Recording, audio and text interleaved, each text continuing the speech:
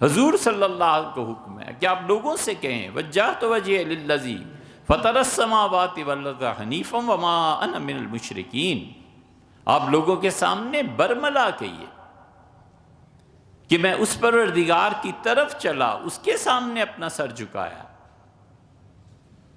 جس نے آسمانوں کو اور زمین کو پیدا کیا۔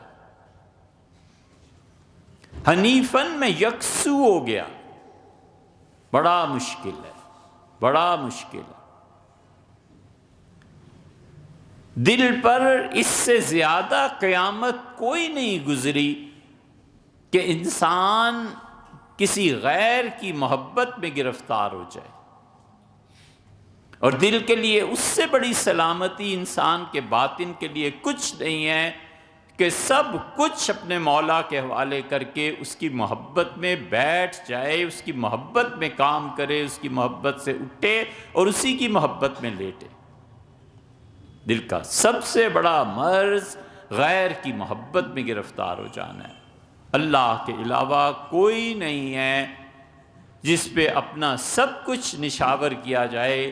جن لوگوں کو اللہ نے ہوش اور اللہ نے جن لوگوں کو شعور سے نوازا ہے، شراب پینے والا بادشاہ ہے، اگرچہ اس سے بعد میں توبہ کر لی، عیاشیاں ہیں، اور زنجیر عدل کوئی کھینچتا ہے، کہتا ہے بلاؤ، کس نے یاد کیا؟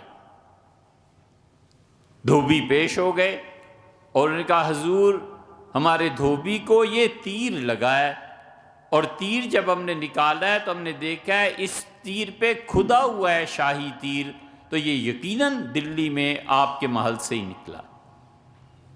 اسے تیر دیکھا اور کہا یہ میری بیگم، یہ تو نور جہان کا تیر ہے۔ اسے واپس کیا اور اس سے کہا جاؤ عدالت میں۔ قاضی صاحب کے پاس تیر پہنچا اور ملکہ عالیہ طلب ہو گئی۔ قاضی تھے صحیح معنی میں کس کے انصاف کرنے والے، انہوں نے کہا یہ تیر کیسے دھوبی کو لگا ہے؟ اس سے کہا میں نے ویسے ہی چلایا تھا تو یہ ہو گیا قتل، مجھے تو پتہ نہیں ہے۔ انہوں نے کہا اچھا تم قتل خطا کو کہتی ہو، اور میرا خیال ہے یہ قتل عمد ہے، جان بوجھ کے قتل کیا گیا۔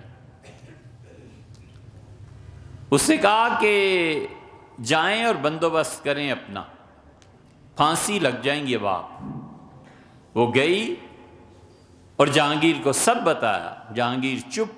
اس نے کہا میں کچھ نہیں کر سکتا، عدالت جو فیصلہ دلی میں کرے گی ہوگا وہی۔ وہ حیران کہ یہ جو مجھ پہ 1000 جان سے قربان ہے، اس کا رویہ کیا ہے؟ اس نے کہا کچھ نہیں ہو سکتا، عدالت میں جا۔ قاضی پوچھا، انہوں نے کہا اگر یہ قتل خطا ہے تو آپ سونا دے دیں، دیت دے دیں، پیسے دے دیں، ان کو راضی کر لیں جن کا بندہ شہید ہوا ہے، اور اگر یہ قتل عمد ہے تو کچھ نہیں ہو سکتا سوائے اس کے کہ وہ آپ کو معاف کر دیں۔ قاضی نے تلوار رکھی، سونا جو ان کی طرف سے مطلوب تھا وہ رکھا، اور دونوں چیزیں بلا کر ملکہ بھی کھڑی ہے اور دھوبی بھی کھڑے ہیں سامنے رکھ دیا۔ ان کا بچوں جو چاہو قبول کر لو، کہو تو اب اس کا سر اتروا دیں، اور کہو تو یہ سونا ہے، دیت ہے، آپ نے جتنی طلب کی ہے یہ ہے، اسے معاف کر دیں۔ انہوں نے دیت لی اور چلے گئے۔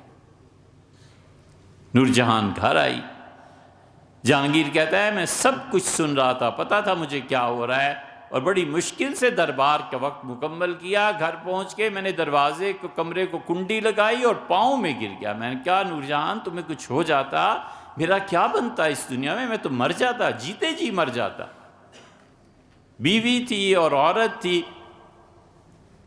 پاؤں سے ٹھوکر ماری، اور اس نے کہا اس وقت تو تم کچھ نہیں بولے جب میں تمہیں کہتی تھی کہ مجھے بچاؤ، اب تم عورتوں کی طرح ٹسوے بہاتے ہو تنہائی میں۔ جہانگیر نے لپک کے پھر پاؤں پکڑ لیے اور کہنے لگا میری جان میں نے تمہیں اپنا دل دیا ہے، اللہ کا دین نہیں بیچ دیا، ملک میں انصاف نہیں بیچ دیا، تم میرے دل کی بادشاہ ہو، لیکن ملک میں انصاف یہ نہیں رہے گا تو ملک ہی نہیں رہے گا۔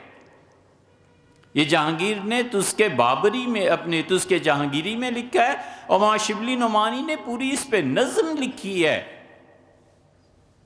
کہ اس طرح عدل قائم ہوتا ہے۔